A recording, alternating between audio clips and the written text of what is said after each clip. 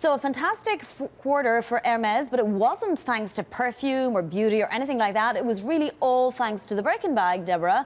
And my first question would be, is this because people are buying an investment, or is it genuinely that they have dollars to spend on luxury items? Because they would be very different reads of the US and foreign consumer. Hi, yeah, it's very much domestic driven, and it is by those individuals who generally own more than one of the product within the brand range. You know, and actually we've seen the Birkin bag, yes, still very strong, other brands and styles strong too. But now leather goods is 45% of sales. It used to be 55%. So also for Hermès, there's quality within homewares, ready-to-wear, jewellery and others, which are also driving this growth. So we saw growth 1Q 7%, 4Q 10%, so some momentum building.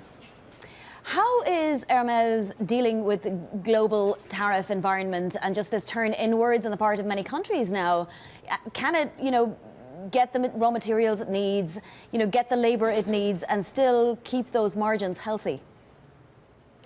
So very vertically integrated, that's one of its core strengths, a major core strength.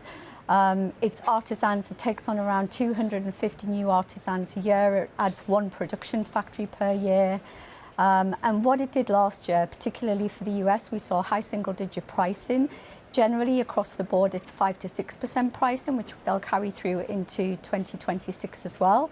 And for it, and why it stands out versus its peers, its premium valuation, is because that helps it absolutely to not only manage margin, but to grow margin. So we actually saw operating margin up over 100 bips, beating consensus very nicely. Gross margin up over 100 bips, beating consensus nicely. Operating margin up as well, and carrying through what it did on the net on revenue to the EPS line, despite those tariffs, the extra surcharge on corporation tax in France, headwinds from currency and others. So very solid set of results. A hugely impressive performance.